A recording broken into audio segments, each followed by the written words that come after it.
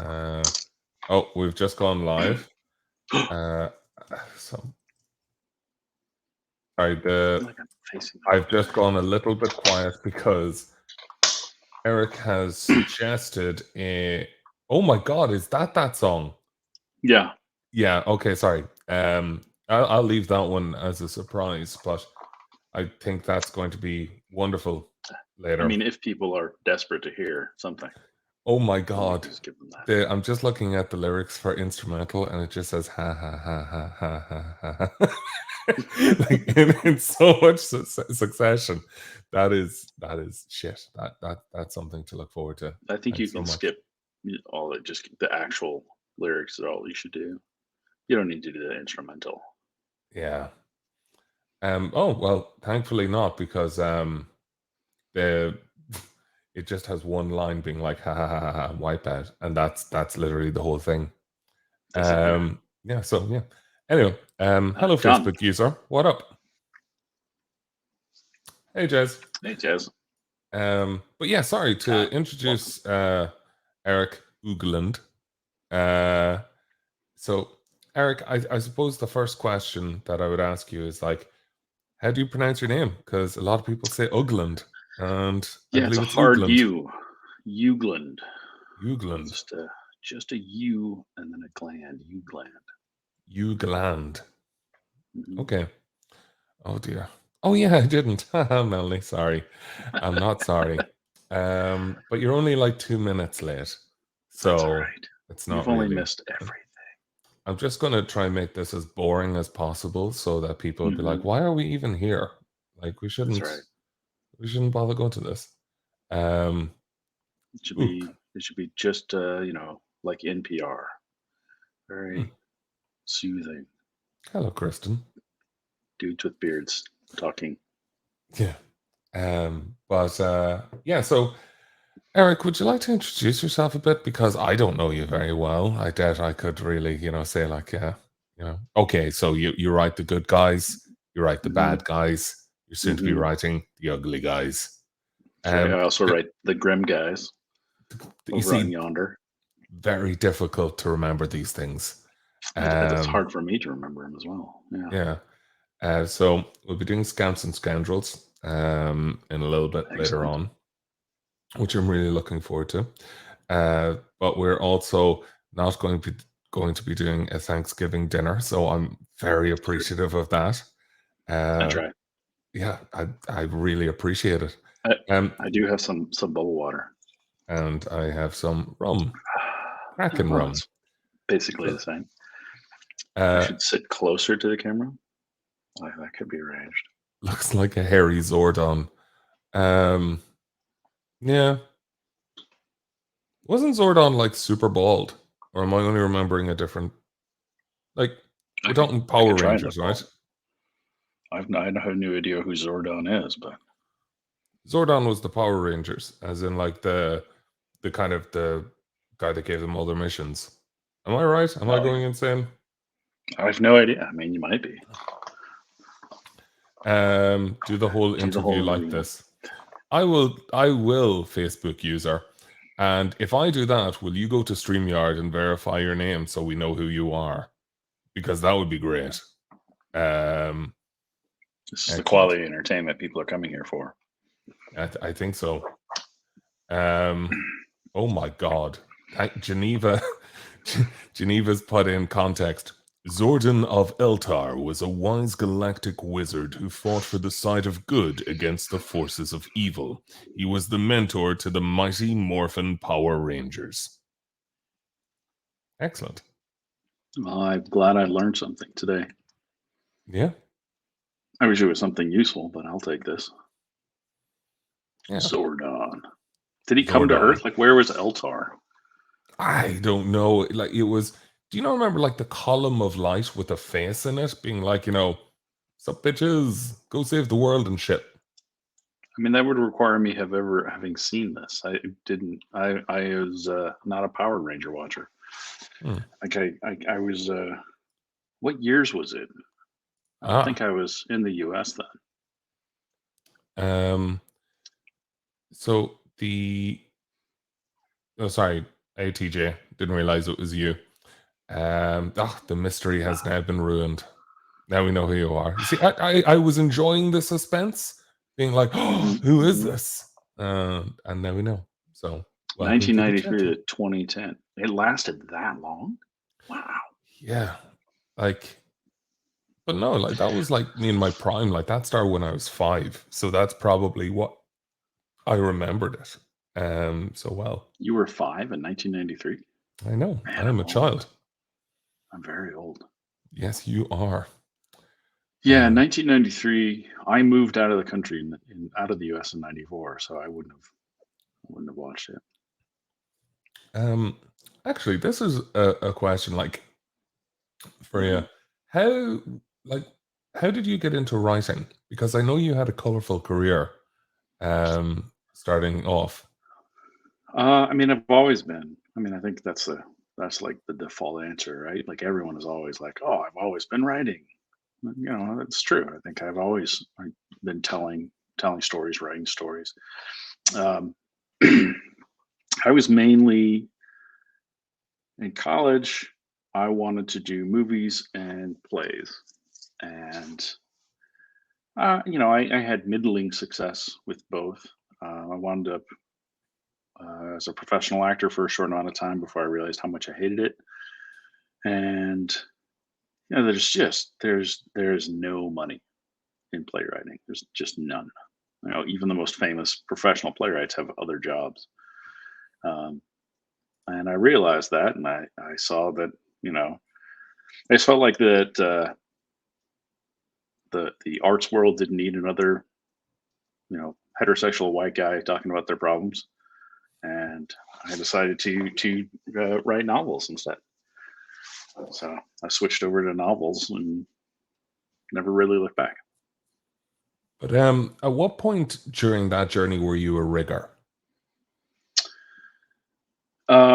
It was after I was a professional actor.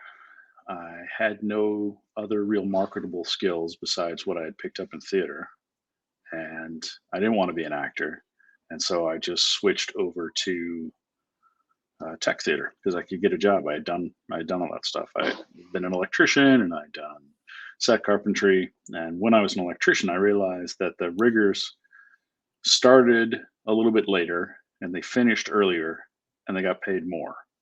So one day I was like, "How do I do that?" And they said, "You go learn how to do it over here." So I did that so that I could get paid more, and I like more than doubled my hourly rate. I like that answer. And I like the way that it also had the signs in there of like, I liked being able to choose my own hours and, earn more money, which hmm eventually led into writing, which is where we Exactly. don't earn a lot of money and we don't get to choose our own hours. This is all the hours. Yeah, it's all the Like, do hours. you have an hour? Yeah, you should be writing. Yeah, that's it. Yeah. And it's like, oh, I have time to write. Oh, what's that? Crippling guilt. Uh, Yes. so, but yeah, but for people watching this, I actually met Eric for the first time in November of last year when we were in Vegas for the 20 Books convention.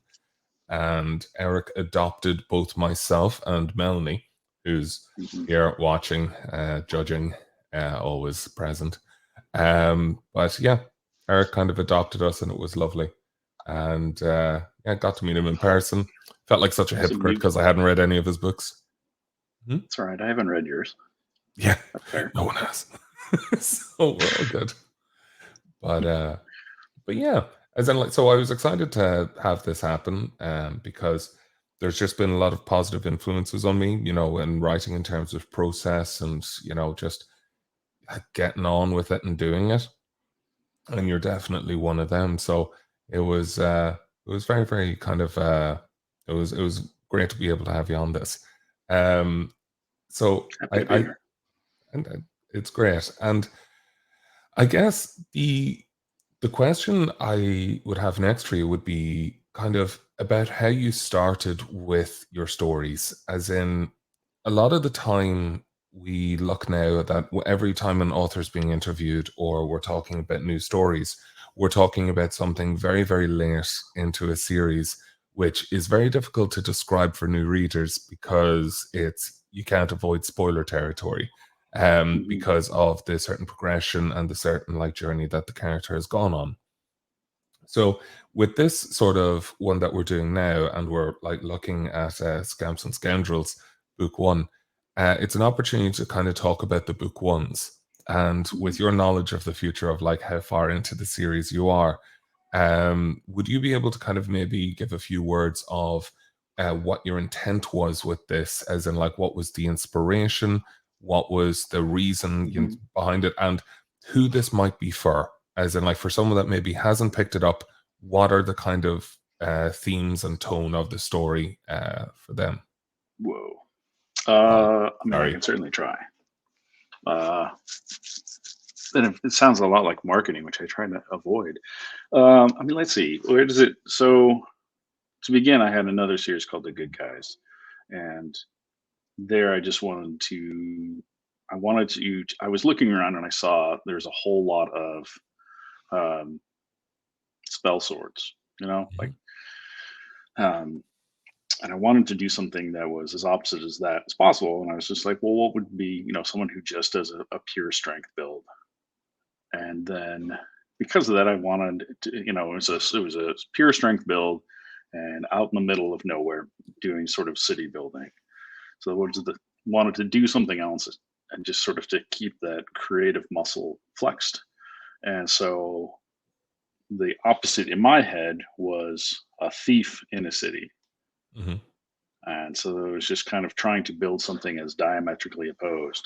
And I realized as I was sort of building that it would allow me to show some of the sort of political machinations that were happening that would be influencing the other series, but in a way where if you hadn't read The Good Guys, you wouldn't be missing anything. Like, be able to keep them separate, but if you had read them both, you'd get more out of it. So that was kind of the genesis of that. Just try and do something that was the opposite of The Good Guys, and yet uh, was still set in the same world. Okay. And would there be like any loss of continuity if you were to pick up these books, like, if you're three books into Good Guys and then you started Bad Guys, like, would it just add flavor, some content or context, or is it something where, that, how does it work? They are essentially contained. So you can read The Good Guys and never read The Bad Guys, and you should have a fully immersive story experience. And similarly, you could read The Bad Guys and never touch The Good Guys, and you would have the full flavor of it. If you read them both, there is some very wonderful people on my Discord came up with like the perfect order to read them in, so that nothing in their mind gets spoiled out of order. And because there are events that happen, like there are big events that happen, but they don't necessarily, they're like, nationwide events. It'd be like a presidential election sort of a thing, so it's not necessarily something specific that happens in one, but they are touchstones that allow you to kind of mark where they are. You can say, okay, this event happened in book one of this one, and it happened in book three of this one, so now we know that that's where the timelines are. Mhm. There's a couple of those, so that it just gives people the way to keep track of those if they're doing both series. Um, I think that it's some of the there's a character who you find out sort of their truth by reading the Mhm. bad guys, who is portrayed very much differently in the good guys. And so if you start with the bad guys and then move over to the good guys, you'll have a different uh, you have a marginally different experience, but I think it's kind of deeper than you might get otherwise. I don't think that it would detract or really change it in that regard. Cool. And the other sort of thing I was curious about was, with you having written like long form and stuff like that, these were your first series. What sort of learnings did you Not my take? first Oh, series. sorry. Yeah, Sorry. I did a whole mystery series. That was like one of my first things, and then I did an adventure series as well. Like when I first started self-publishing, like the series were the way you did it. Like that's all everyone ever did. Right. Okay. And then I guess so. Would you say that when you came into kind of the lit RPG space, Hmm. that you were, you felt fairly competent coming into it, like as competent as any author can feel. The imposter syndrome is crippling, but it's like that. How to. You've already ran the gauntlet. This wasn't going to be your fledgling baby. Yeah, yeah. It was definitely not like it was at that point. It was see.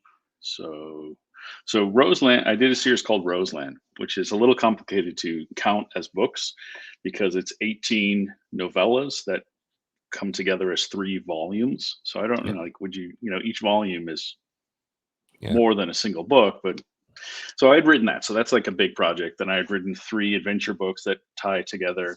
And then I'd written a political thriller and an urban fantasy and uh, another urban fantasy that's never been published, and a mystery that's never been published, and another mystery. So I've, by that point, like you get to, I think after you've written 3 or 4 books, especially 3 or 4 different books, or you start to realize you don't need to put everything into each book, Mm, and you lose some of the sort of the preciousness of it, and you can sort of let your stories be. So I when I started writing in the lit RPG space, I was excited because I found a really fun genre that I hadn't mhm. really realized existed before.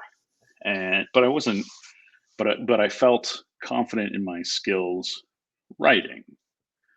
Yeah. I was mostly worried I might make mistakes, like genre mistakes, or miss out certain tropes, that sort of stuff.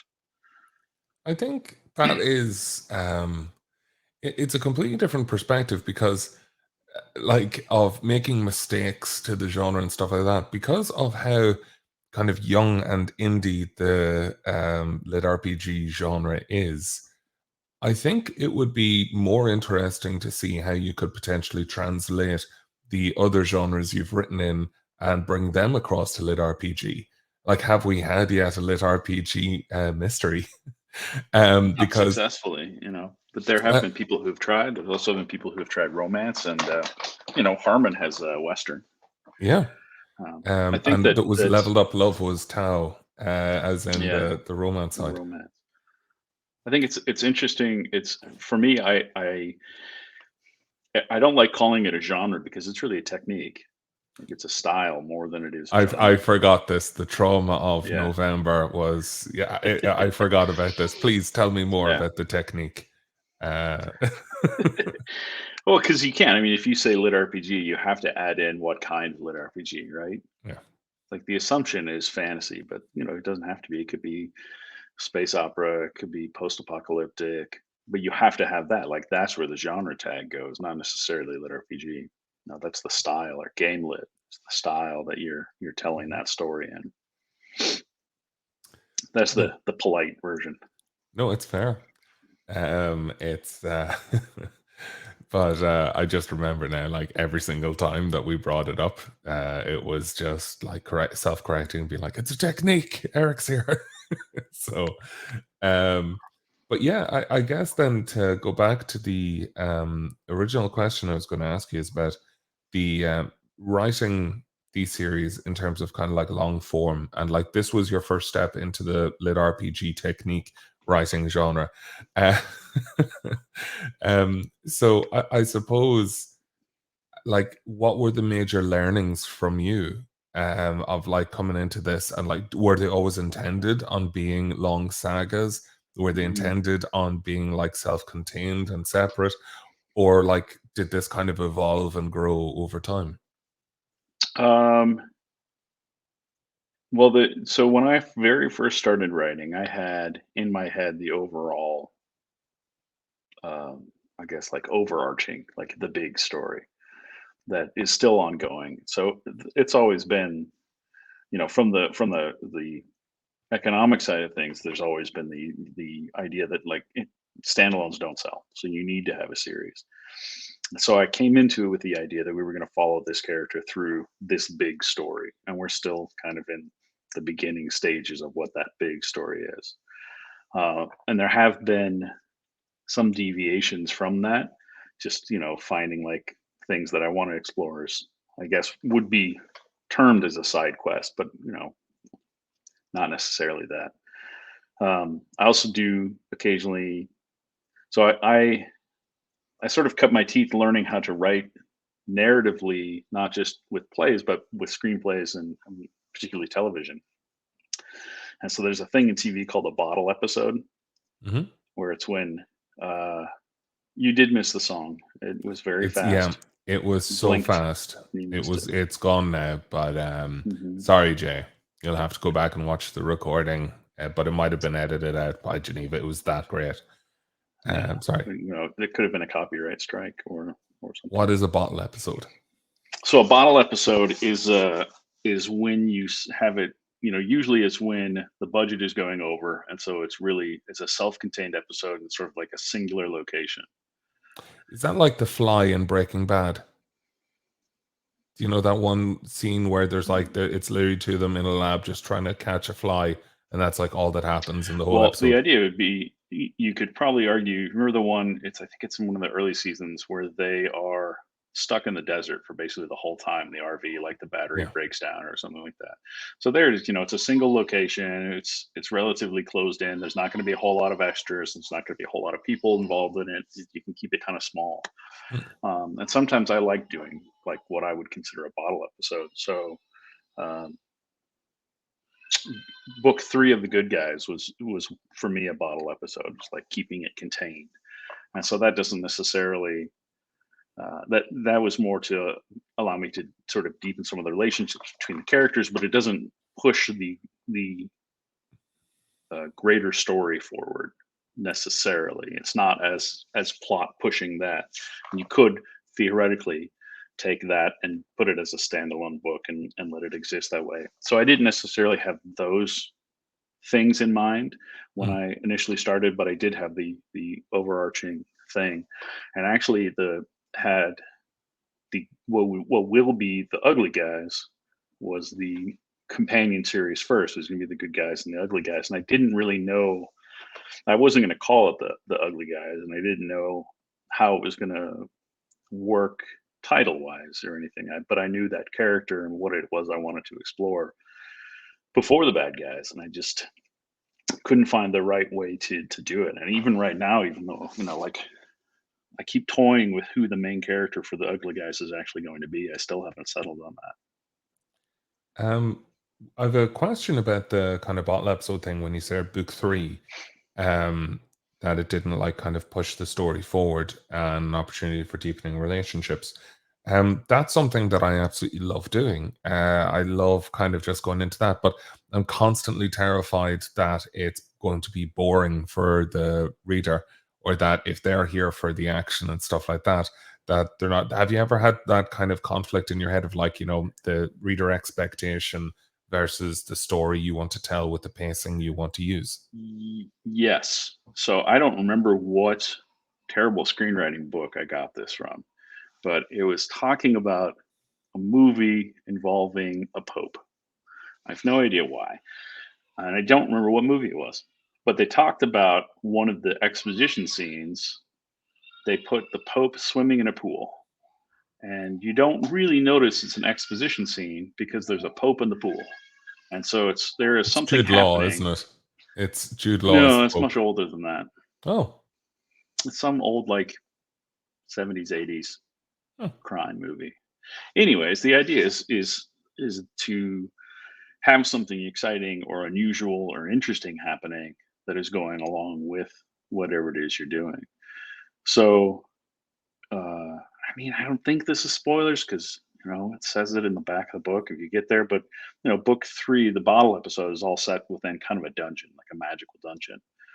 So there are deepening of characters, their bonds, and you're getting more of sort of the world building in there. But there's still all the action that's happening. It's just not pushing it's pushing the main character's story forward, but it's not necessarily progressing the big arc story.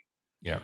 But you still have to make sure you're hitting those moments in terms of what people are coming to you for. If so, you can't, especially that early on, you can't necessarily pull the rug out and be like, we're just going to have this sort of sit down romance plot line that's Mhm. happening so that we can, make everybody feel really good. But the next book, we're going to go back to war, Yeah. you know. So and I think I was that's the still, balance. yeah. So if you're doing something like that, you still have to make sure that you're writing something that fits thematically and rhythmically. Hmm. There you go. So Blake Snyder, Pope in the Pool. There you go. Yeah. Yeah, his books. It's a really good, really great books. Really, I really some forget all the phenomenal ideas. archetypes, but the dude with a problem, and then Yeah, just reading just like Mad Max, or like I was like, what the hell? This is amazing. So just yeah. seeing how Dude with like a Problem everything, is one of my yeah, favorites. But yeah, uh, so like I like those sort of things because sometimes it can allow you to, especially if you're writing a long running series, to just cut loose for a book and not follow something so strongly. And I do, I do get plenty of bad reviews for not pushing the plot line fast enough for certain people. I feel like yeah, I got if nothing happened in this book reviews, yeah. which Uh, I disagree with. and you know what? That's good to know, because like the fact that you're happy to kind of write it the way you want it written, is the most important thing. Um, hey Nathan, how are you? Nathan is also one of my favorite people. Uh, you'll notice that I never say that about Paul Hasseltine, because he's a piece of shit. And I Mm-hmm. ignored all of his comments about Scamps and Scoundrels sounding like a gay bar. Mm-hmm. Um, Jay is all right. He hasn't, fucked me off yet in this one. So you're on the good list, Jay. TJ, absolutely lovely. TJ, great guy. And yeah, I got an Instagram request from, I think it was Lombardi Motivational Pictures on Instagram, and I was like, that is oddly specific, and I wonder if it's TJ. And surprise, surprise, it was. Fantastic. So yeah, but yeah, I guess the to kind of go back to the questions on series and stuff like that. Hmm. Um, because you're writing like long form, and you're writing like there's so many series kind of happening at the minute. Do you ever feel trapped? Like, I know that, yeah, like for like diehard fans, of the series, you don't want obviously to say anything that they'll read into being like, oh god, he's sick of this, or he's not going to be writing this. But do you ever feel as though like you just kind of want to break free, or are you excited to tell the rest of that story because your main character is only at the very beginning and there's so much more to tell? I Or think would you like, yeah, Well, I think you can be both. I don't think like you can be tired of doing something in the moment without necessarily being tired of it altogether. And that's why I've been breaking up what I'm doing. That's why I spent the last year kind of trying to diversify income streams instead of just getting money from Amazon. And so that's why I did a project with Yonder, and I do have another project with someone else, and I have a project with Athon that's going to be coming out. Well, I'm going to be doing it this summer. I don't know when it's publishing, but so that's how I get around it. It's not that I feel trapped; it's that I know that I just need to give myself those uh, decompression points, or the time mm, to flex a different creative muscle. But it's always like I always love coming back. I look forward to it. I love it when I'm there. Um, yeah, yeah. So, but, I, I I look at writing a lot as a craft, mhm. and um, if you're doing the same exact thing day after day, you're gonna get tired of it. And so, if you can do it so that you are giving yourself, a rest day here and there, figuratively speaking, Mm. then I think that the work you're producing would be the better for it. So the one of the things that I've experienced, and I'm still very early into my kind of writing career, is that when I was writing a series that, because I was doing it on Royal Road and I was doing it on Patreon, it felt like almost like an obligation, Hmm. because there was reader expectations, and it was like more when, and it was chipping away at my soul, and I even came to resent writing in the style I was writing, and Hmm. not enjoying the process. and I was writing, I think it was one chapter a week, for Patreons and stuff like that, and they were coming in at maybe 3,000 words, 4,000 words, something like that. And I was thinking, like, Jesus, that's taking it out of me to do one chapter a week. And once I started doing a palette cleanser, I started Quest Academy just as a kind of, you know what, let's give this a go. And in the first week, I wrote 50,000 words. And it's the most I've ever written as a writer. And I'm still working full time, 40-hour weeks. And I wrote 50,000 words, and it blew my mind because I was like free. No one knew what I was writing. It was Hmm. fun. I was world building. It was creative. I was wondering, do you ever have those instances of scenario one and two of Of the, course. yeah, it's it's horrible. Ye- Yeah, I mean, that's one of the challenges. Like full time writing is one of I think to me it's the best job in the world. I love it, but it is not without challenge. There are some real challenges that come along with it that are difficult, and I think the authors who are on Royal Road and who have managed to write in that style, like God bless them. Like that is, I don't think I could do that. Like writing writing in that way where you are constantly under these short deadlines is just exhausting. There's a mental drain because that deadline's always in the back of your head, even if it's far out. I hate having to write with deadlines, but I also can't write without them. So it's just sort of the nature of the beast for me. Yeah, it's kind of like the carrot or the stick, and it's like, hi, could you actually take away my choices in this matter, and then just Yeah, give them to me intermittently? That'd be great. Also, a few head right. pats and reassuring hugs would be nice. Yeah, um, but I suppose then, like, do you have any sort of desire to when I say like you have all these different diverse streams or different things you're working on, are there any kind of tropes within the lit RPG technique that you would be interested in exploring in the future that you may not be able to write within the structure of your current stories? sure. You know, uh, Dungeon Core is always is just curious. The one I'm doing with Athon is a tower climber, so there's one I'm getting out of the way. Nice. We'll see how well it does. Um, yeah, and there's all sorts of. I mean, I would love to be able to write all the different genre ones. So like, I would love to write a western, and like a true western. I Hmm. just don't believe that the people who read westerns are there who will read this. I don't think the current lit RPG audience would read it either. So it's just, when you're doing this for money, you actually have to stop and think about who's going to buy it. And I just don't think anyone would do that. Saying like, I really feel that sci-fi is going to be there. We just haven't seen the right confluence of works yet. The right book hitting in the right way to really pull the readers in. So Hmm. it's such a big gaming market. So but yeah, Absolutely. I love all of that. I would love to be trying to figure out how to do like a Call of Cthulhu based lit RPG, or you doing some of the tie-ins. Try to convince Dungeons and Dragons to actually like do a lit RPG book. Yeah. Like I it's mean, only when you think about that context of how close we were to that conversation, like literally in November, which was mad. But yeah. yeah, like kind of those crossover game systems and stuff. I'd be curious to know what way they'd go with it, Hmm. and if they would throw out a lot of what we've kind of done.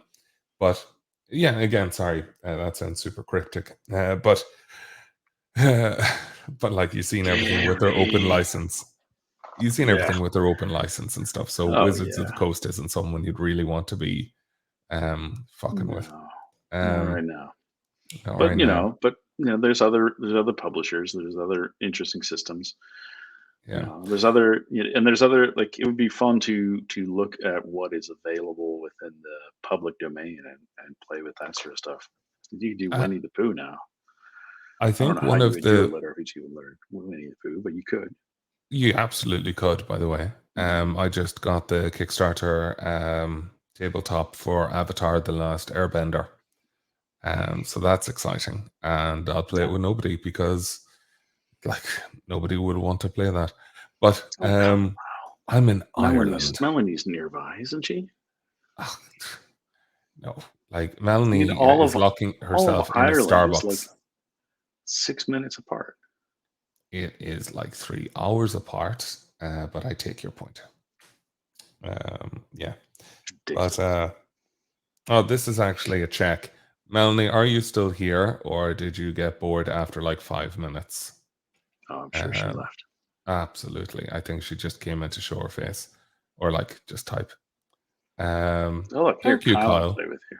Thank Is you, he in Kyle. Ireland? No, no, not Oh, even close. He's in your neck of the woods, as in America, I believe. well, you should just move to America already. Well, what do you have? Free healthcare? A house you bought already? Yeah, and no crippling debt. So, like, Come I'm join good. us in the land of crippling debt. Yeah. Um, but yeah, it's Texan. Oh. Mhm. Also, Nathan, the gin fueled, um, when I wrote the 50,000 words, I was actually sober. Um, Mel is there. Melanie is here. That's terrifying. Whoa. Do you know what she's actually doing? She charged her Switch and she's playing Animal Crossing at the minute, getting her island in order. She told me that earlier. So she's half Mm. listening to us. I mean, it is Um, important. You don't want to have a out of order island. that's it. Absolutely. I'm just grateful that she's along for the ride. Mhm. But yeah, it's yeah, what were we talking? Oh, sorry, yeah. So I think one of the things I'd love to see from the writers in Lit RPG would be potential. um, you're absolutely correct, Nathan. Manly writes Animal Crossing based urban fantasy. That's it. I actually think she writes Easy. Animal Crossing paranormal romance now. But you were so close. Mhm. But the yeah, if we were able to make adaptations towards tabletop games for a lot of the established stories within Lit RPG technique. Uh, but yeah, I think one of the issues is that you see, it sounds let like you're me just saying say something. Assassin's Creed. It's not Assassin's Creed. She's saying Animal Crossing But uh, Assassin's Creed would make a whole lot more sense when because writing of which stories about assassins. witch assassins. Yeah. I know, I know. This is just wonderful humor. Yeah, I Um, think one of the issues that you come up with, some people have approached me, not companies, just people who are interested in developing the stuff I write into playable stuff. Is that the stuff I write is based around being controlled and being focused on protagonists, individual protagonists. Like, there's no real balance to it. Like the balance is would be horrific to try hmm. to figure out, and it would probably ruin the whole system. Plus, like I would have to actually come up with everything. You know, I You only could. build the part of the world I actually need to deal with. I don't. I leave the rest empty until I get there. Uh, one of the systems that I think is so well suited. Uh, sorry, uh, you read that too? Asset use is pretty good. Yeah, uh, is on in the gaming room. I think. Yeah. Um, I got to see Mel's house a month ago. We went for her birthday and celebrating her book launch and paranormal romance. But it was really really cool because she has so many swords and it's just like there's loads of nerd shit and I was like Why does this she is have so many awesome. swords? Um, like she has a friend called Chris, and he is just so thoughtful and fantastic when it comes to gifts. So, like, every time I complimented something in the house, they were like, "Yeah, Chris got us that," and I'm like, "Okay, I need to acquire Chris as a friend." Yeah, me Oh, too. do you remember when we got I need the? a sword. Do you remember when Melanie bought the Ancient Tufi, the D&D thing from Luke Gygax for our friend. That was for Chris. So yeah. but yeah. Oh, Jay, if you ever meet Mel, you're in for a good time. If you ever see her in heels, run, because it means there's a ball kicking about to happen. Also, she can't run very well in heels, so that's the best time to run from her. She can kick very well. I would say she can run in heels, no bother. I just wanted to see someone try to run away from her in heels. Yeah, I'd say it'd be like kind of like a gazelle. Wait, does Jez make swords? No, Jez made an Aganata which he raffled off for charity. Mm. And I actually heard, like, I'm not sure if this was a rumor, if it was true, but I think that Sean Oswald won the original auction, but then donated it back to Jez to be like, no, a fan should get this, and stuff like this, which I thought was super lovely. Sean's a great guy. But yeah, so Chris is the best. He got the Lord of the Rings ring, and then I got the Witcher one for my boyfriend's 30th. Still want more. Yeah, one of the scariest moments I think was when so it was a good deed by Sean. Sorry, just saw the post there from Jez.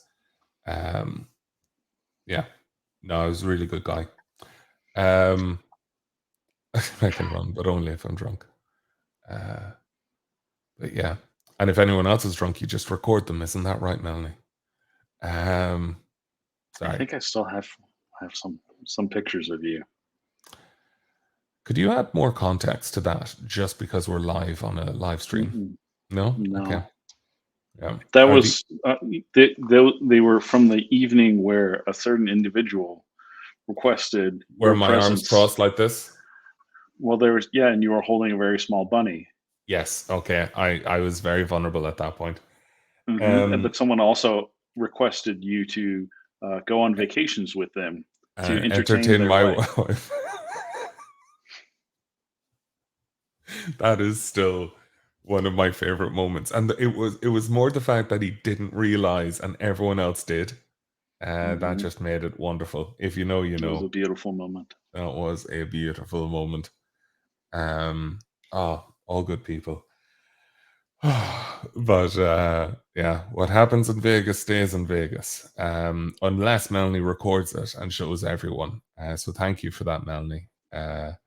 So thank you, Melanie. Yeah, the context makes it worse. Still, there was a lot more fun. Yes. Anyway, what were we were talking about?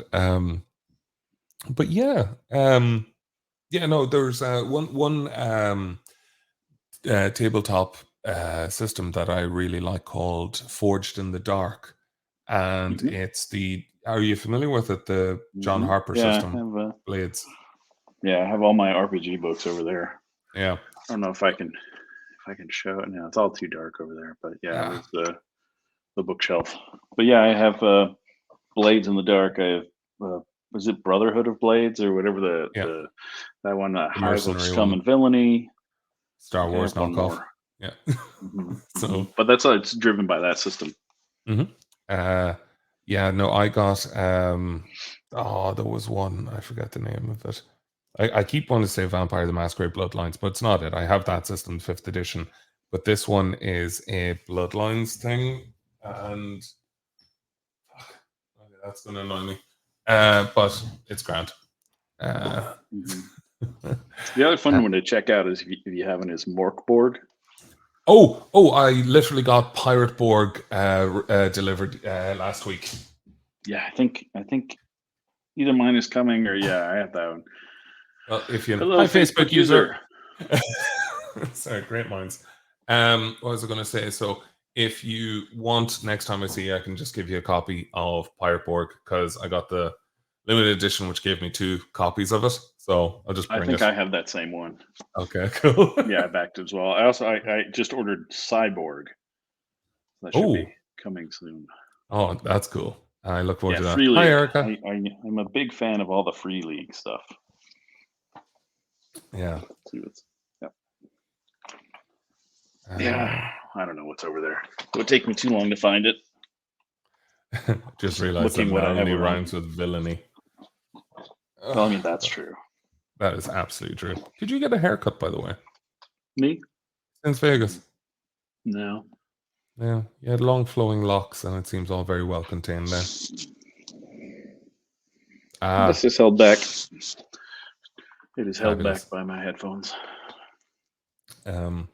For context for viewers that were not in Vegas and haven't heard the story, I was approached by a man in a bar who identified himself later to someone else as a pastor, who said to me that I was the most handsome man that he had ever seen.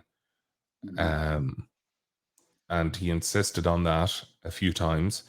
And when he was doing this, all I could see from across me on the table was Melanie raising her phone to record the entire situation.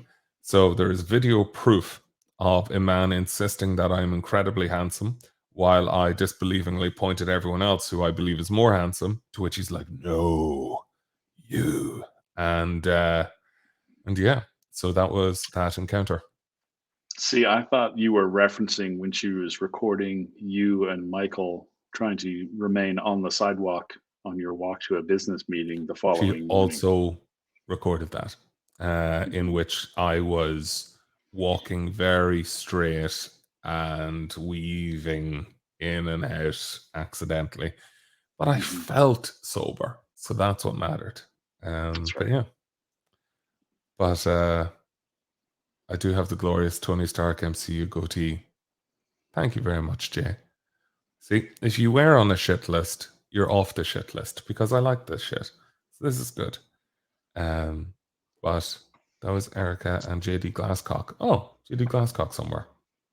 Hi JD. It's like, sorry, my day job is a recruiter. Every time I see JD, I just automatically think of job description. And job description Glasscock sounds wrong. Wrong for me at the moment. Anyway, so I guess we could probably go and read the first chapter of your book.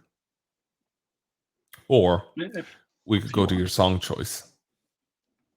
Yeah, I thought you already did the song choice, didn't you? You want to go back and do it again? No, I absolutely. It's just ridiculous. It's I actually had to.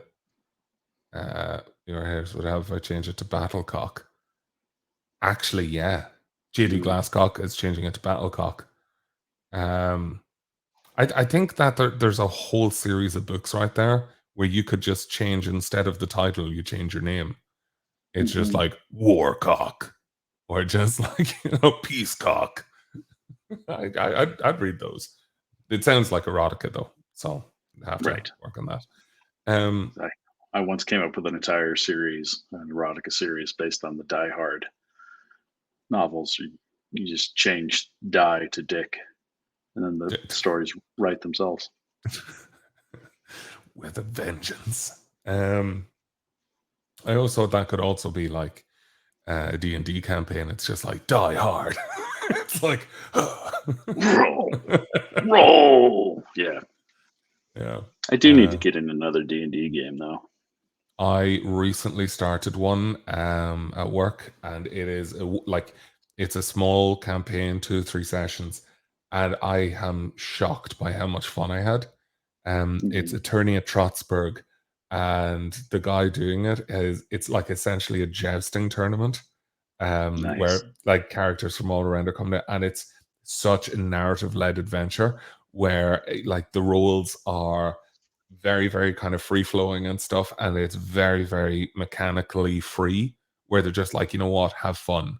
And it's all about narrative choices of what we're doing, where we are, how things going, and certain consequences, and being able to kind of forfeit bonuses to help others and stuff. And it's really cool, very enjoyable. That's delightful. It's really, really nice. I just got a message asking if I want to go to Birmingham this year, and that does not sound fun. Yeah, I But haven't I know heard good things about Birmingham lately. it's for the UK Games Expo. Oh, that would be So nice though. it is super cool and it's great for board games. But I bet. like very, very good for board games. Yeah, I've been trying to teach my kid how to play Ticket to Ride. Oh, that's a fun game. Hmm. It is Yeah, nice. he's catching on. Um, wouldn't Settlers of Catan be easier than Ticket to Yeah, I Ride? don't want to play that though. Okay. No, that makes total sense. UK Birmingham. I did not know there was a Birmingham, Alabama. You can probably basically any city and town in the UK. Yeah. There's an American version of. Oh, like there's Dundalk, which is my hometown in Ireland, in Florida. Hmm. There's Dublin, Ohio. Yeah, Like there's so many, and I was like, it just it tickles me a bit. there's Um, actually a Maine. oh my God, Main Street, a Main man on Main Street in Maine, Maine. Maine. Was it Hmm. that sentence? Like, The Main man on Main Street in Maine, Maine. yes. It's right up there. Yeah, this is that really entertains me. Uh, but like, and it was more so. Was it? What was the name of our server in Giordano's? Was it Jacob, Probably. the guy that was super super nice? And I was I thought like, they all were. yeah, you Or were was that like, that first night? yeah, where he was Hmm. just like super pumped to help us out, and I was like, I'm And exhausted. when everyone was like, "Don't get the medium pizza," and you're like, "I can handle it." I went for large. Well, no, you only got a medium. Was that a medium? Yeah. No, everyone was going small. I was like, oh, I'm a big guy. I Mhm. thought I was getting a pizza, not a fucking casserole or Well, a that's the like. Midwest for you. I did not understand what a deep dish was. I failed miserably. Hmm. But yeah, and then just trying to share it around everywhere and be like, For someone help. days. Yeah, but no, it fed me for days. Like I was not going to get defeated by it. Mhm. And I didn't. So I was very proud of Good job. myself. And then we went to Congratulations. Giordano's again. Soon. um, so yeah, sorry. I can totally read this. Scamps and Scoundrels. So Mhm. that was medium. You wanted large, but then everyone else was smart. So I went for. You remember things. Yes, that's what it was. I didn't completely succumb to peer pressure. Um, who's asking me? Let me know when I get to write on Baldur's Gate 3. Judging by the improper use of ellipses, I'm going to say JD Glasscock. Yeah, that is a lot of ellipses. I What is that? like everyone has their pet peeve. For me, it's ellipses. Like if I see them all the time, or if I see them like four dots, I'm like, I'm done. I'm done. I'm done. But Yeah. If I see yeah, someone misusing interrobang, like so a misuse of an interrobang is when it goes before the exclamation point. No, it's exclamation point before the question mark is improper. well, no, an interrobang is a symbol. There's not. Oh no, so the interrobang is the I thought It is the it's que- one thing. It is a question mark and exclamation point merged together into one piece of punctuation. yeah, like I actually thought the interrobang was the uh question mark then exclamation point. Mm-mm. Oh, yeah, what Jay did. No, that's No, supposed to not be what Nathan merged did. together. What yeah. But One like thing. wouldn't that just turn into a question mark? What do you mean? Why would it Like turn into a question mark? because like if you use an exclamation mark, it's essentially just a curve in the the exclamation point. There, I put one in the private chat because I don't know how to put it as a comment. Oh, yeah. Someone more Yeah, the tarot bank. I That's the have tarot never seen that. That bank. looks cool. Sorry for building suspense for everyone else. Oh, there, Nathan did it. Well done, Nathan. There you go. Yeah. Such a good egg. But I like that.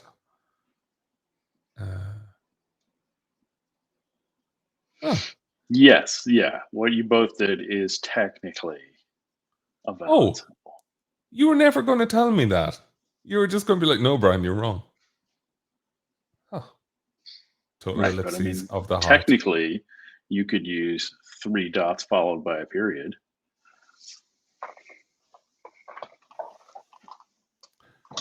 I hate this.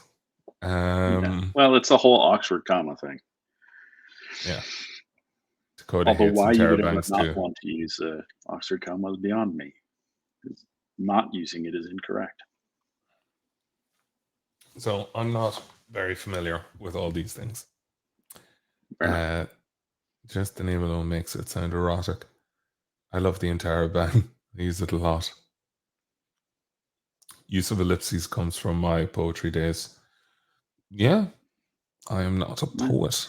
But didn't you just like hit enter a few times and then just like go down to the next line? Or like with poetry, like would you not just like there's a term for that, it's like, just like stanzing or stuff like that? I was just talking shit. I'm just talking I, shit. well, I mean, I'm not a poet either. I Pause and don't word know. stream. Yeah.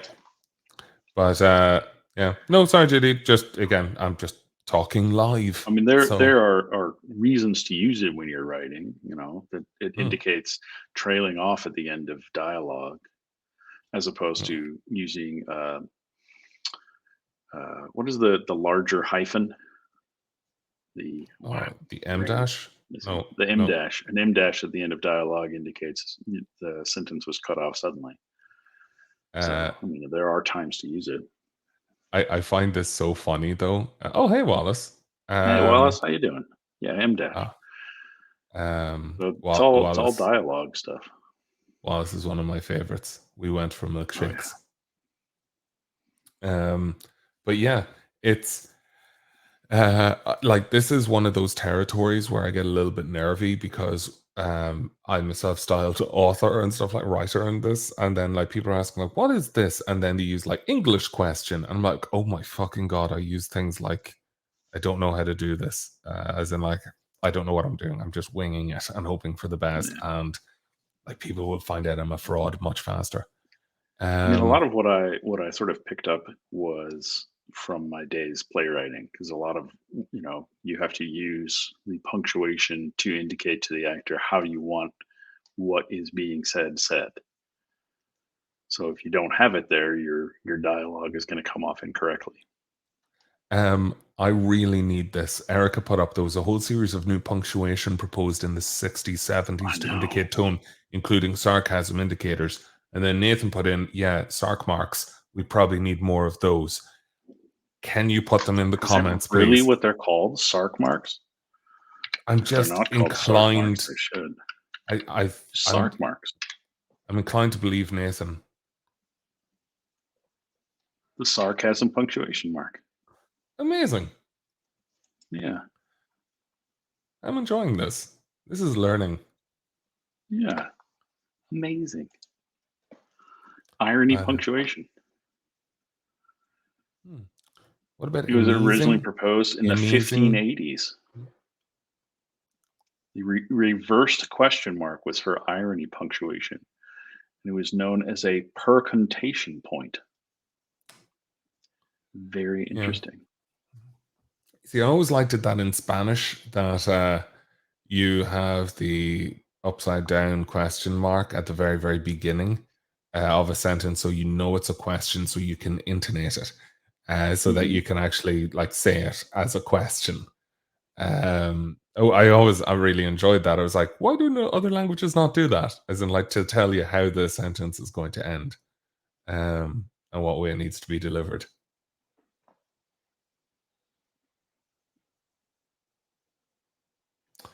Huh. Yeah, David Mamet tries to be his own rule man.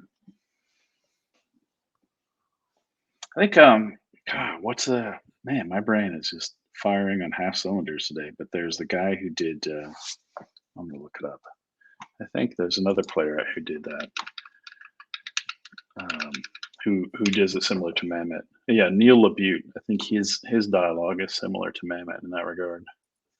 If I remember correctly, it could also be completely wrong. So, Okay.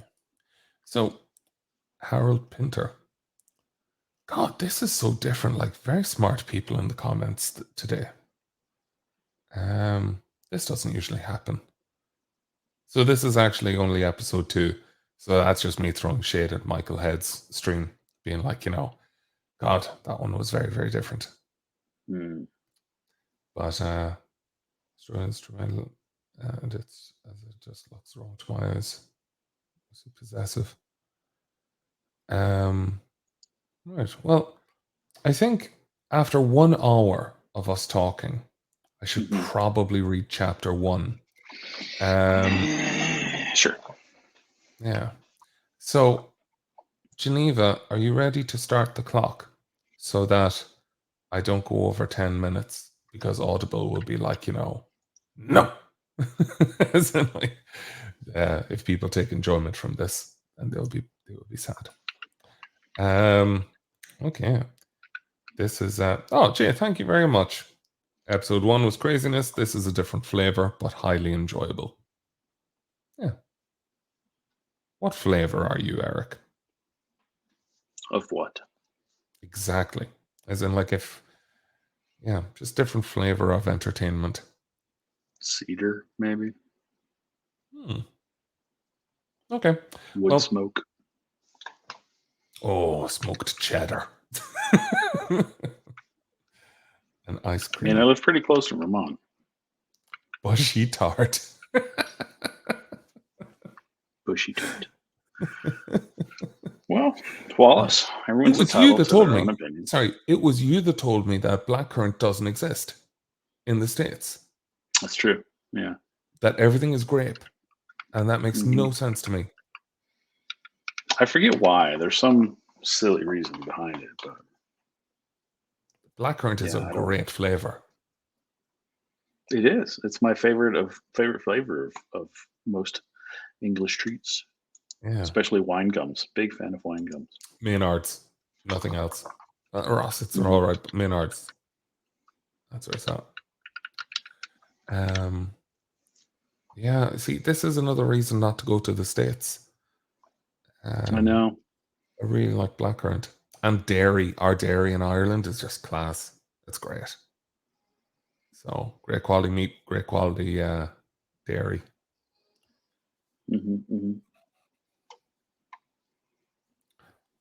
Yeah, but it's also a reprieve for me, Erica, in that it's like, this is hard stuff to read. Like, and I'm not a trained voice actor. But yeah, so let's give this a go. Does that mean Ribena is considered wine? Well, no. Would it? No. I don't know. Anyway, I'm going to start chapter 1, and Geneva's probably in the background being like, I'm restarting the timer constantly because I keep saying I'm about to start. But yeah, so Scamps and Scoundrels, Lit RPG Game Lit Adventure, The Bad Guys, Book 1. It was a dark and stormy night. Of course it was. Of course. On the most momentous night of my life. And it was a goddamn cliche. And not just a cliche, it was the greatest cliche of all time. Absolutely fantastic. On that particular stormy night, I was in one of the nicest McMansions I'd ever visited. It was late, basically midnight, and it was dark both inside and outside. I was dressed all in black and had a pair of crap night vision goggles I'd 5-finger discounted from an army surplus store downtown. They did an adequate job of making things visible in the house, which was key. Nothing gets you caught faster than turning the lights on in the home you're burgling. Right, there was that too. I was robbing a house. I was not a stranger to robbing houses. It was really the way I got all my spending money. My third job, and I was good at it. I had a system, bottom to top. And you never really find much on the first floor, so you need to be quick, skip the ground floor. The second floor is always where it's at. But from what I could tell, I had all the time I needed, so I was going to take it. I'd gone through the basement window and looted the basement first. Some sports memorabilia that might score me a few dollars here and there, but that was it. Sure, there were hundreds of movies and a full on theatre, plus a commercial popcorn maker, but none of that stuff was valuable. Not on the scale I needed it. I did manage to find a multimedia server running off a Mac Mini, so that went into the bag. But otherwise, it was onto the first floor. Nothing of value in the kitchen, but there was a lot of silver in the dining room, all bagged up and ready to go for me. There was an office with a crappy desktop. I popped it open on the quick to check things out. My primary motivation for this particular thievery was the need for a new graphics card. I had been saving some money for it, but then my dad up and drank it all. I've been getting my ass handed to me because my rig's frame rate was so low, it would have been faster to hire an Amish carpenter to hand make each one. I needed a 2080 Ti at least, so naturally I popped the desktop open because if it had a 2080, I'd take it and leave the rest of the crap there. It did not. Some damn integrated graphics nonsense. I unplugged the hard drive and popped it in the bag. I hadn't exactly gone down that far along the blackmail road, but my earlier attempts at extortion had been marginally lucrative, and I wasn't above trying out new money making opportunities. A quick peek in the drawers yielded a checkbook, but I didn't take it. I looked into check fraud once, and it really takes more time than it's worth these days. Up to the second floor. The McMansion had a massive stairway in the foyer, spiraling up in a big half circle, a crystal chandelier dangling down nearly to the marble floor of the entrance. I just shook my head. These assholes had a bigger foyer than I had a house. The second floor had super soft carpeting, which, as a thief, I appreciated. I was a pretty sneaky fellow as it was, but carpet let me get away with a lot more. The first bedroom was a kid's room, bunk bed, little dude, maybe 3, snoring away, tucked in a menagerie of stuffed animals. I closed the door immediately. I may be a thieving asshole, but I was a thieving asshole with rules. Never steal from kids. Only steal from rich assholes. And a few more guidelines, but those were the critical rules. Next bedroom was the same story, more or less. Young girl, pink 4-poster bed, with a full Barbie Dreamhouse village along her wall. I closed that door too. The third bedroom was the guest room, empty, and nothing of value inside. I checked, not even a Bible in the nightstand. So it was on to the main event. Master. This particular master bedroom was one of those where half the second floor was devoted to the master suite. Double doors led down a hallway into the sitting area. There was a king-size bed in the sleeping area and a woman laid there, pretty much passed out. She had a dark blue face mask over her eyes and there were brilliant orange earplugs in her ears. I laughed. This was definitely the best case scenario for me. The only thing better would be someone hopped up an Ambien, or my father passed out drunk by 8 p.m. nightly, sometimes earlier. Whee! There was a single door coming off the bedroom, which meant a combined bathroom and closet, so I went there, opening the door up and wincing a little at the squeak of the hinges. I looked over at my shoulder and the woman had not moved in the slightest. I pulled a pocket-sized can of WD-40 from my pocket and gave the hinges a little spritz. Might as well do a spot of home repair while I burgled. The bathroom came first, the closet after. Both were ridiculous in size. I did a quick check of the medicine cabinet, but it was just over-the-counter stuff there. I wasn't a huge fan of selling drugs. There was a good money in it, but the people you have to deal with, not worth it. But, there I go passing judgment when I'm probably just as big a piece of dirt as them. Oh well, one more bad habit to tack onto the list. I snagged some of the daily jewelry in a small bowl next to the bathroom sink. Gaudy platinum diamond rings with 2 diamonds so big I could have used them to shoot dice. Into the closet. A safe dominated one wall, a large sort of thing about 2 feet by 1 foot. I'd saved that for last, mainly because I had no idea how I might go about opening it. Instead, I went through the drawers, and I hit a minor jackpot. The husband's underwear drawer had cash stacked in the back, a couple of $1,000s in 20s. The wife had her big jewelry box in her drawer, and I pawed through the jewellery for a moment and also her underwear. Nothing else hidden in the unmentionables. Back to the jewellery box. I did my untrained best to gauge the quality of the goods. Not as much costume jewellery as I had feared. This lady was buying the real stuff. I chucked the whole box in my duffel bag. Sort it later. I pondered the safe and then gave the handle a try. Sometimes people didn't bother to lock the safes, and then I just got an easy payday. Not today. Locked. Then it was the last step in any closet. Purses. Handbags were definitely a great way to make some easy scratch. It was like half my eBay store. On that particular stormy night, I got super lucky. The lady of the house had good taste in expensive bags. 3 Louis Vuittons, 2 Chanels, and something called a Goyard.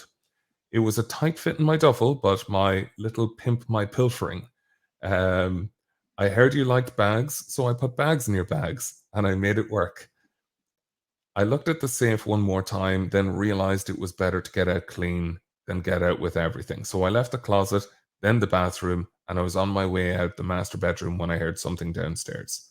Correction, when I heard someone downstairs. That is chapter 1. I have to say, I have not read any of your books, Eric.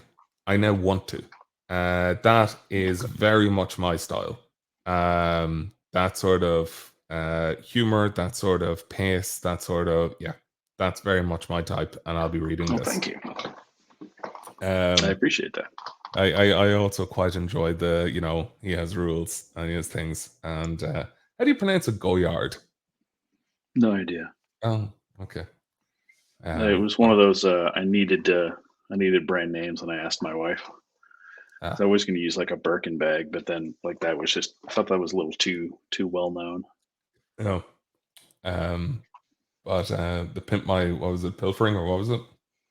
Yeah, put my pilfering.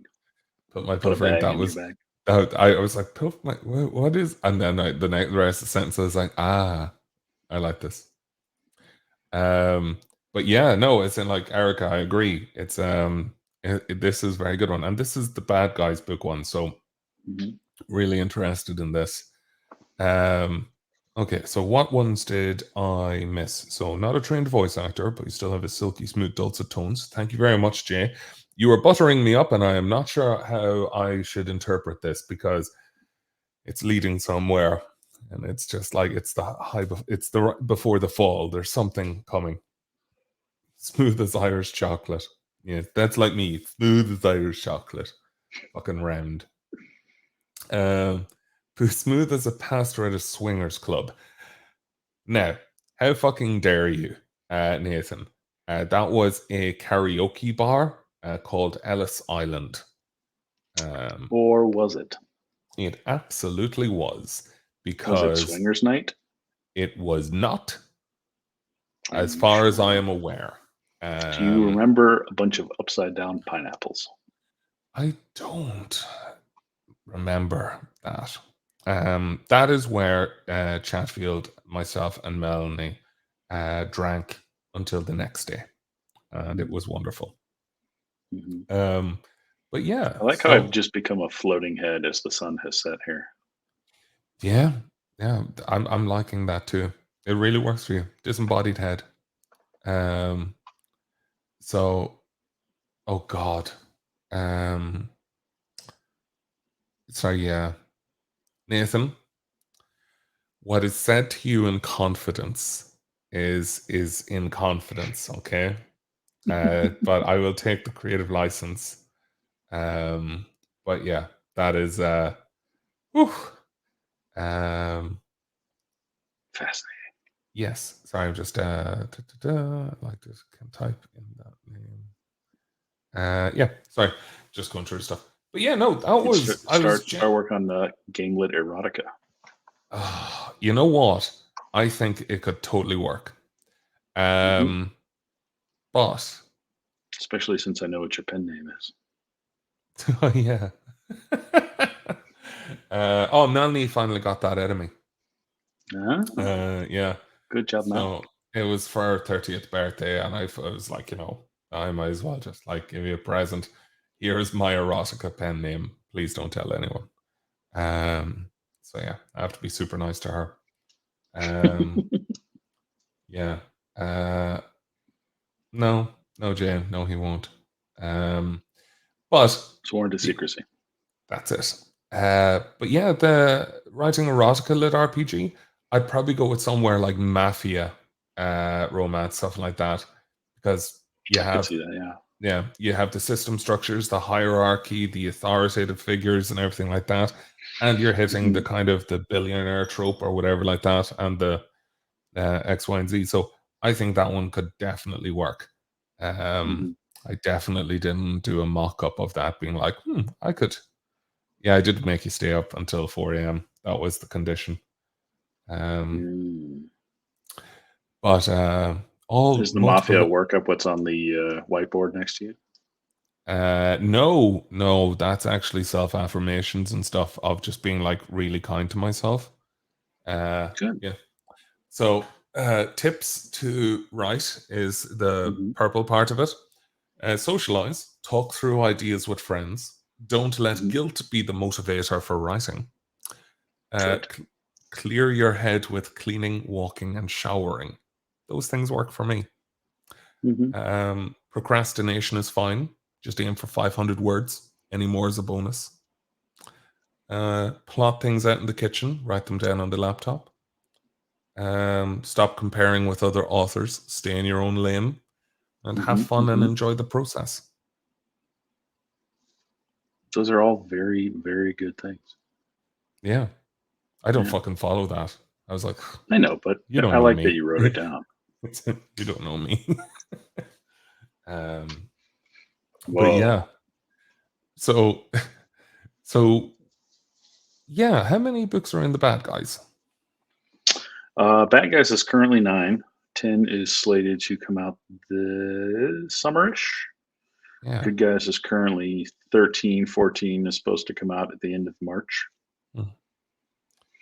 Like there's someone I don't remember in the lead up to this kind of conversation. I don't remember who it was, but someone had said like, in a like represent like the shorter books and like show them that the shorter books are, you know, just as competitive as longer books. And I don't know Mhm. why I got it in my head. I was like, oh, Eric must write shorter books. And I I looked mean, at this and I compared was to the like, genre they are. really? Like this one's Yeah. 455 pages according to Amazon. Yeah, this one wound up being 115,000 words. So this one is actually one of the longer ones, but most Yeah. of mine are like 90,000, 95, somewhere in there. Okay. Like and there's nothing wrong with that. Well, I mean, that would be what the readers seem to think that that's too short. Even Yeah. 100,000 words, oftentimes they consider too short. Yeah. Well, when you have people like Jez that are pretty much dropping the Lord of the Rings every book release, you're like, Hmm. yeah, like Jazz manage is just ruin it expectations. for us. That's it. But Stop like, it, Jazz. but I don't know how to pace in my stories. So I actually find it more impressive that you're able to write a contained story within 95,000 words. Because I end I up mean, just screwing it. the first Good Guys was only like 60, 65, something like that. So the first three Good Guys are short for sure. Wow. Yeah, I think the second Good Guys is the shortest book I've ever published. Yeah. So Jazz they've waffles. gotten better. He But waffles. no, I told you about my pacing issues with Quest Academy, in that Hmm. I wrote book one thinking this is going to be year one of this academy and it'll be a Was, trilogy. wasn't it like And a then, week or something? yeah, and that I was 120,000 words in and it was only week one. And I was like, okay, this is maybe the first semester. And then by the end of the book, it was 215,000 words. I'm like, okay, this is month one. Hmm. And that So terrified me. Yeah. you just got to fit a lot into that 1 year. Mm. Yeah, I mean, I am a big fan of hard boiled and noir, and I like really lean prose. I want to put in as little as I can in terms of description. Hmm. So, I think that I force readers to do a lot more work. I don't in that I didn't describe what color the woman's um, earplugs were, but I don't really say anything else about how she looks, Yeah. or the kids, or but I guarantee you, you know what she looks like. Mm. You have it in your head. I just didn't have to describe it to you. Yeah. No, it's just like I just find it really funny because like I would have put yours as probably more descriptive than mine. Really? Yeah, because like Hmm. I just go moment to moment dialogue and Mm, just kind of like if I give someone a hair color and eye color every so often, I'm like, okay, well done, high five, Brian. As in, like, you gave someone a descriptor, but the main descriptors of people are the personalities. yeah. And that's what I absolutely love. I'm quite minimal in it, in that Jez had read through it, kind of like an advanced copy of it, and he was saying to me, he's like, wow, so like, what do the towers look like? What are the turrets on the the train that fight the demons going through the red zones? Like what sort of this is like? Is there warning lights? Is there X, Y, and Z? And I'm like, I don't know. Like the just like Yeah. yeah, the turrets that shoot things that get too close. Yeah. Yeah. I Um, usually have to go through and sometimes pump a little extra description here and there. Erica, yes, there will be. It's on the calendar. I just have not written it yet. And I have the story. I just keep waffling about who the background of the main character. but I think that it's not far off is from the description um perspective. So like if I was on par with you, Eric, on descriptions, I'd be happy out. I don't like I would like getting that too. I don't get lost in things. I can't read Robin Hobb anymore. Like, as in, I just like wonderful storytelling and incredible characters, miserable stories. But I just can't deal with um, the Yeah. like, Same with George R. R. Martin. yeah, it's just paragraphs and paragraphs of descriptive like prose. 30 Like, pages about the depth of the snow. there you go. Um, but Yeah. yeah. So I guess coming to this sort of point is like to get it out of the way and stuff like, have you been able to read in the last while, or have you just been kind of like on guilt mountain, being like, if I'm not writing, I shouldn't. No, I've been reading. Um, Not a ton. I haven't done a ton of sort of movie watching either. Um, but yeah, I find if you don't, you kind of run the risk of burning your creative well out or drying it up. Mm. Oh, So do you um, have any sort of recommendations of sorts? Normally what Jez does in this instance is like he asks for people to shout out maybe people that haven't necessarily gotten recognition, or people mm, that maybe fly under the radar. But um, if you have that, great. If you don't have that, maybe just some all-time favorite recommendations and why. well, right now I'm actually reading an older book. Let's look up the actual title and stuff. I am reading the first omnibus of Gotrek and Felix, which is actually a Warhammer fantasy Oh yeah, novelization. Hmm. I've yet to get into Warhammer. Um, I so back in the day, I was really into Warhammer 40,000 mhm, and loved the painting and the world and all of that. It's really expensive, but I love the lore. Really love the lore. And I forgot I was looking for something and I started reading about the Skaven, and I was just fascinated because that is something that's reasonably unique. There's nothing in any other IP that kind of matches it. So I wanted to find out more about it. So I did a whole bunch, reading about the lore, and in this omnibus is a couple of books that are written about them. So that's why. So Warhammer 40K, I thought that was like the Space Marine stuff. Sure, but the Warhammer Fantasy So Skaven is are the rat people. in the Uh, Warhammer Fantasy, Yeah. and they're not in 40K. Yeah, no, But also, like thinking about the Space Marines, that's where I think that you could get great game lit sci-fi.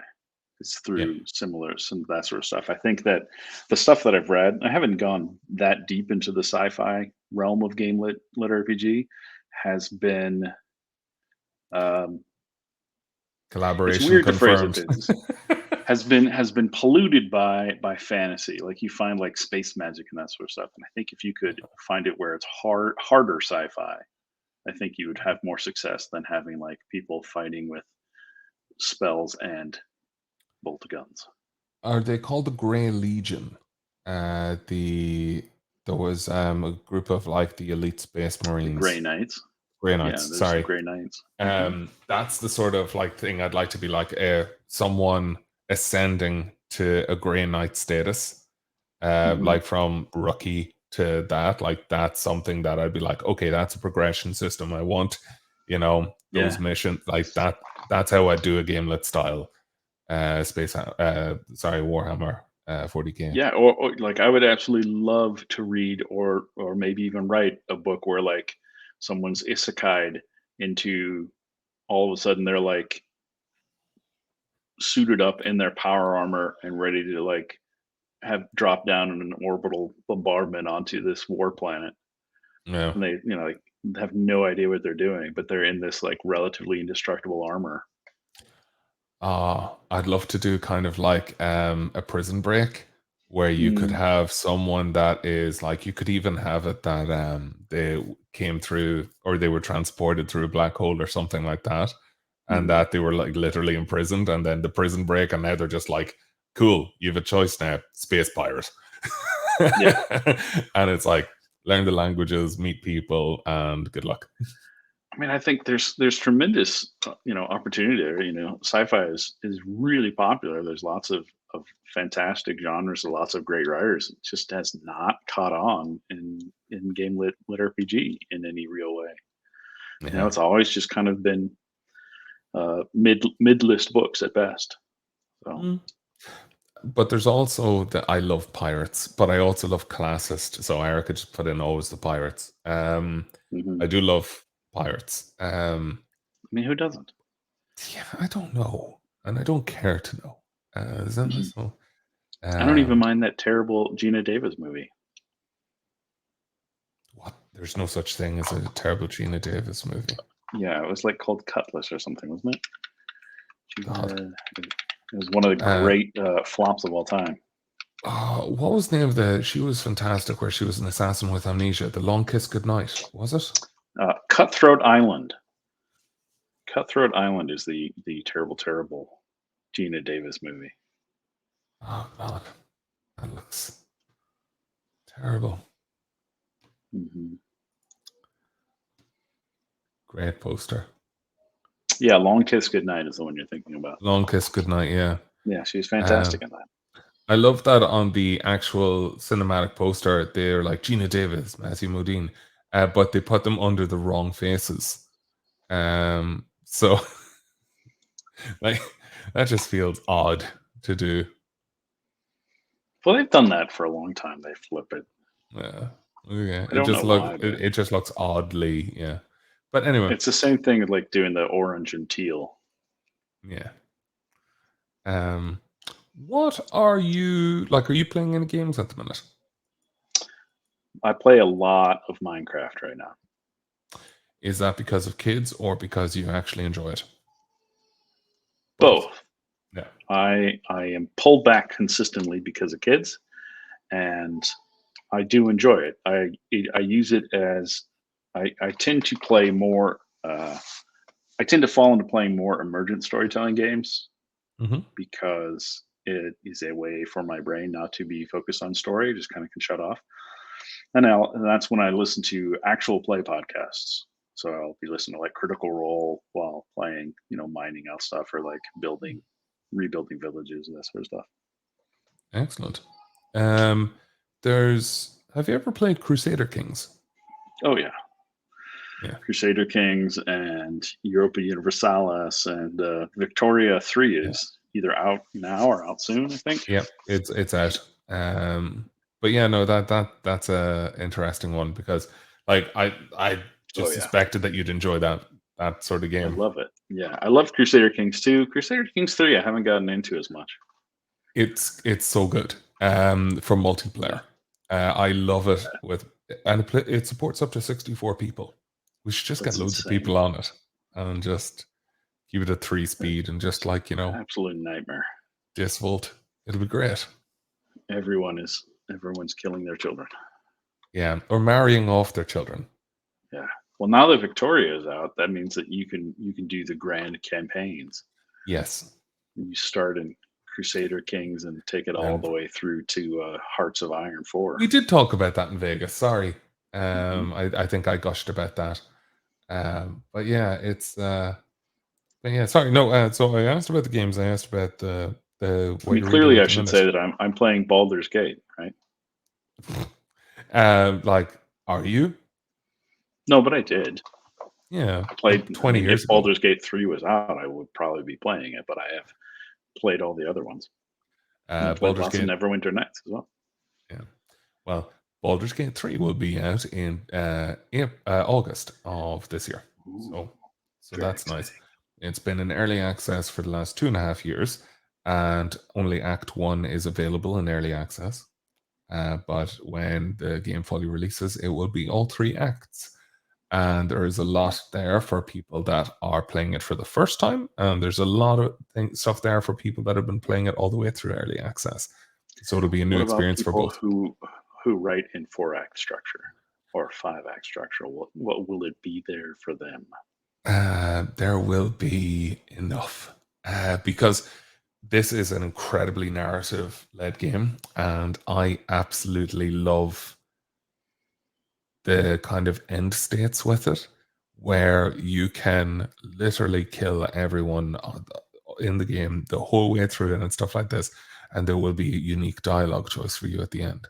You could make a certain decision, or you could play in a way that avoids the main story all the way throughout the whole thing, and there will be dialogues there Yeah. designed So specifically you could for you. just murder hobo and just kill every single thing you come across. You can play in the wankiest way you want, or as in like in something that would just be so off the wall, and there will be dialogue things just for you to show us like we expected someone to do this, I and that's appreciate super that. cool.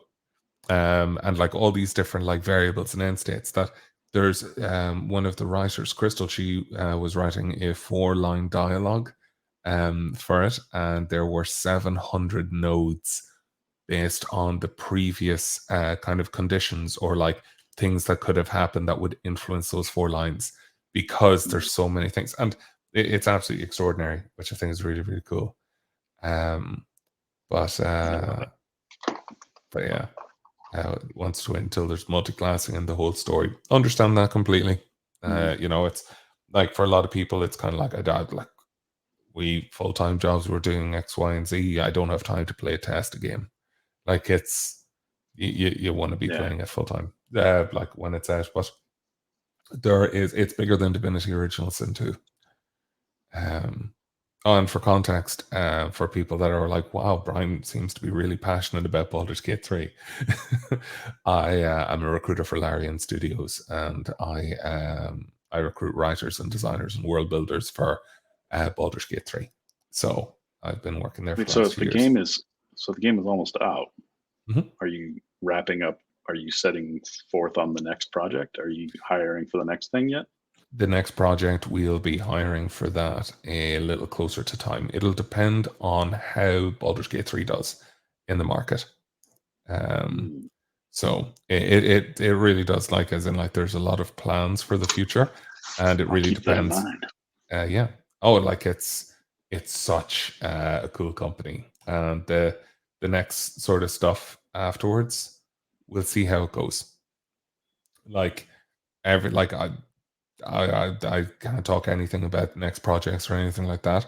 But I remember when one of my colleagues was saying to me, she just took me to one side and said, like, Brian, this thing, if it was made properly, would be number one on your wish list. I was like, Nice. bullshit. And then, like a few months later, I saw the proposal for what it could have been, and I was like, "Oh my fucking god, It's this number is one on good. my This wish list. this this would be absolutely fucking number one on my wish list." Just remember, I do like to diversify income streams. Yeah. Oh no, absolutely. But like, we could just set up our own rival company with blackjack and hookers. It seems like a lot of extra work, man. That I'm does. It trying to get does. away from doing anything but writing. Absolutely. Um, but it's super refreshing to see how much of a focus there is on narrative within the story and within the game, because if only I knew more decent writers. Exactly, Right? Nathan. Yeah. Yeah, It's a shame. yeah. I know a lot of shit authors, if that's any help. Or washed up authors, and, Animal alcoholics, Animal gamblers. Crossing fan fiction. Oh, the worst. I want to write about assassins after playing a children's game. Like, I don't know, it makes me a little bit sus.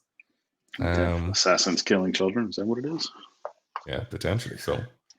So, Um, but which assassin to be hmm? ass itches. That Assages, was yes. which is ass itches. Yeah. Quick Melanie check to see if you're still there. Tales of the Ass Assages. itches. Yeah, that's good. Naturally.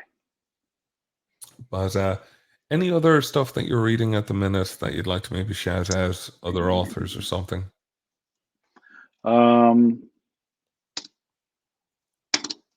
I know Erin Winters just released her book, but I haven't read it yet.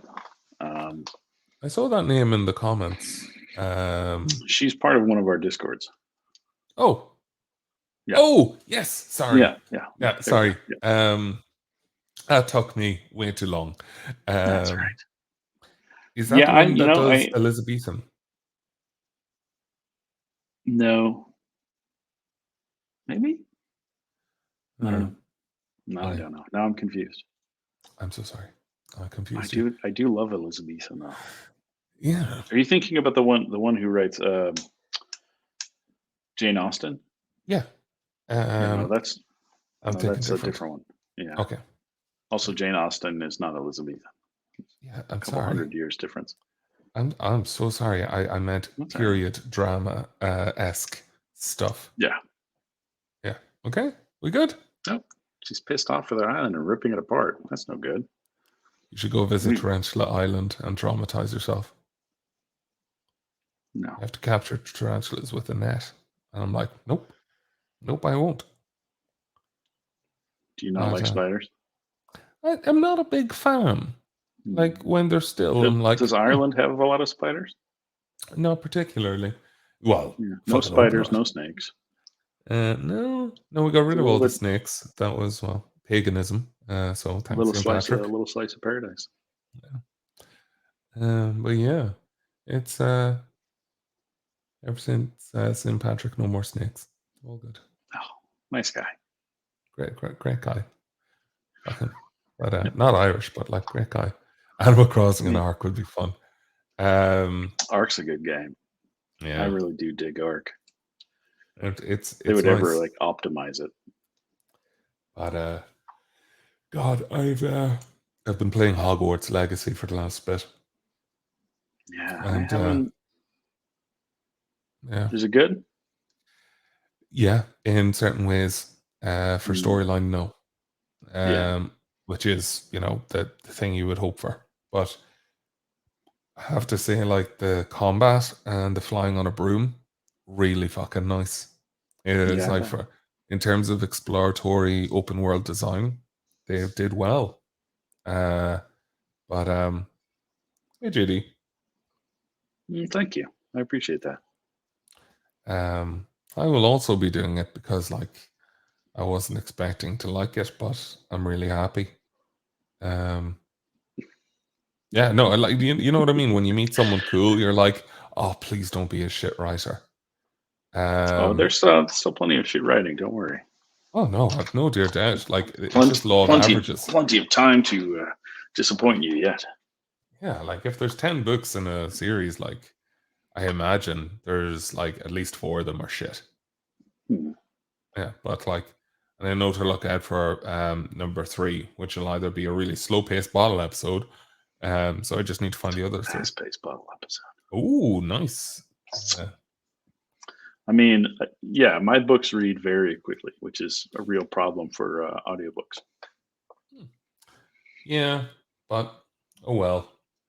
Have you ever been like the tempted to omnibus them or? I talked to my publisher about that, and they said that the individual books are still selling so well, it doesn't make sense to do it yet. Yeah. So, for the viewers, would you be able to give them the name of your publishing company? Because it is my favorite. oh, my publishing company? Yeah. Yeah, air quotes publishing. Publishing. Yeah. Yeah. Trying to see if I have any branding things around here. And what was it on the badge? Like we make quality. Yeah, purveyors of quality lit RPG. Yeah, I enjoyed that so much. That's us. We hopefully we'll have more air quotes publishing on my desk. Oh, I haven't seen that one yet. But that was it's a little vacuum. Oh, that's cool. That's great. I love having a little desk vacuum. Oh, yeah. All right, you hold down the fort for a second. I will indeed. We'll look for other things here. Yeah, it'll just be a very one-sided conversation between me and the audience, but that'll be fun. I'm still here. Yeah, no, oh, okay, that's good. I can still hear you. Yeah, I had these though, didn't I? Yes, you did. They were very nice. Yeah, and I have a bigger sticker, but I don't know where it is. I've lost it. My desk is an absolute mess. That's why I have it so dark, so you can't see how horrible it is here. I've only just realized, I'm looking at this like War of the Roses, War of the Posers, Seize the Day, High Gloom. Are all these puns? Like, do you just use puns for everything? That's brilliant. Yeah. The Good Guys is even worse. What is Second Story Man? What's the pun there? There really isn't one. Okay. The pun is kind of that you would be a second story man. Yeah, it's like it's the second story, and the second story man is someone who is a cat burglar. Yeah. Okay. Oh, that works. Sorry, that works. I get that now. I don't know. I lost all my the few bits of merch I have. I don't know where it is. I still have your stickers on the laptop, which I'm very happy with. Oh, nice. I like that. Very happy. Yeah, we're hopefully going to get some more merchy things finally. Maybe even maps. Cool. Maps would be cool. I've no idea how to even start making maps in my head. Like Erica was saying that I just need to take an existing cityscape and use it as a template. But I was like, I want to be creative, and then my brain's like, we're not creative this way, and then I just have to. What's fun? Go look up the Bacon map of London from the 1890s. That's a really delicious map. Did you Bacon map of London? Mm-hmm.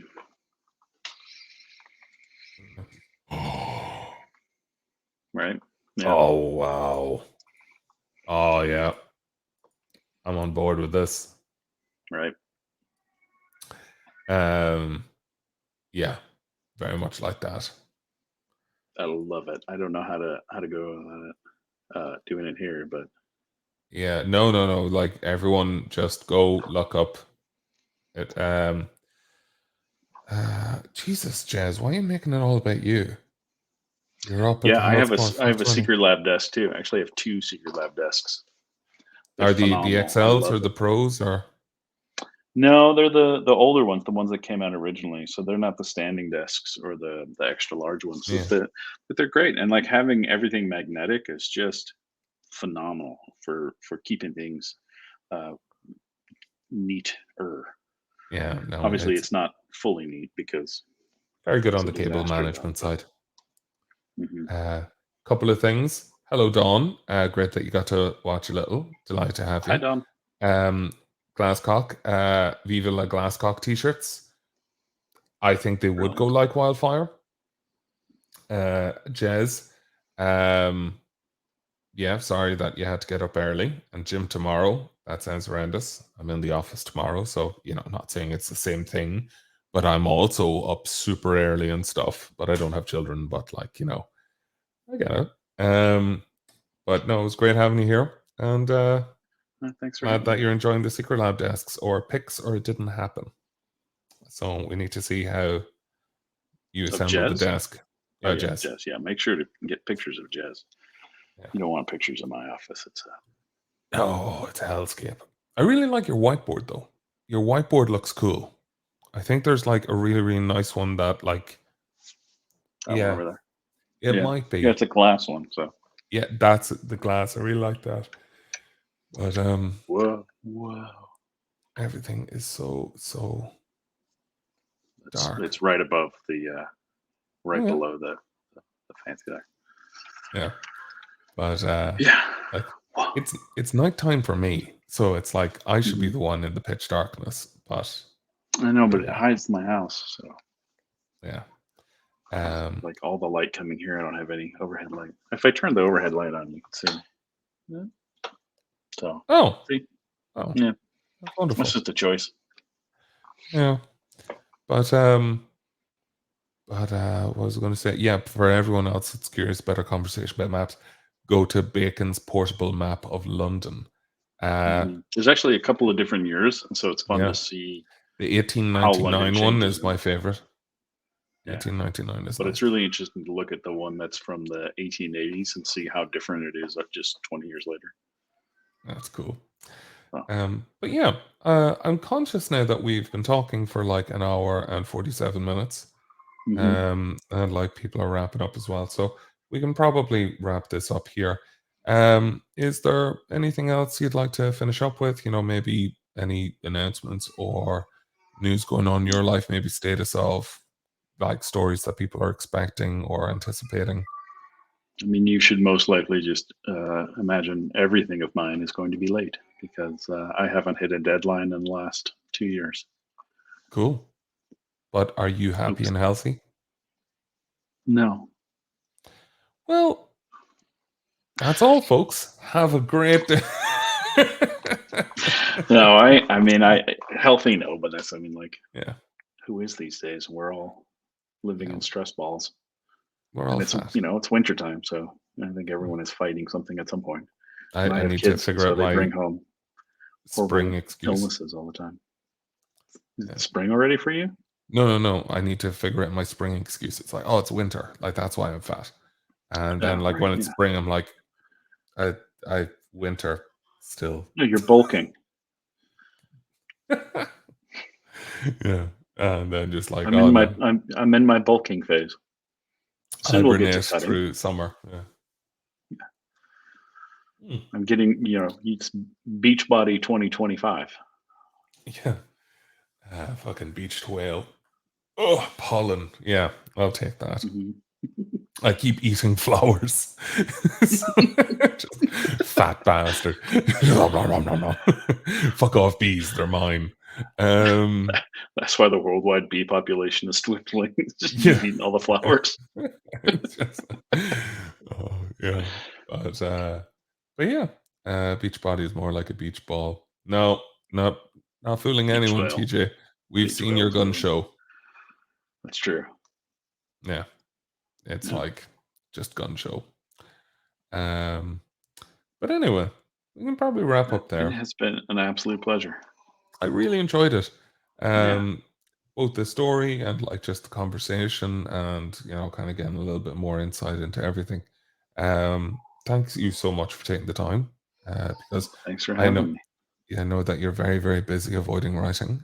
So this was a really, Hmm. really nice thing for you to kind of take time out of your day. Geneva has pinged me to say that I didn't do my song. Pretty sure you And did. I was like, I think that we definitely did. Yeah. That you If you might go just, back and check, it yeah. is the first thing that actually happens. The first minute is that we did the Wipeout lyrics by the Safaris, Safaris. and it's essentially this is me doing the lyrics once again for Wipeout. Ha ha ha ha ha ha ha ha ha ha ha ha Wipeout. That's the whole song. It's beautiful.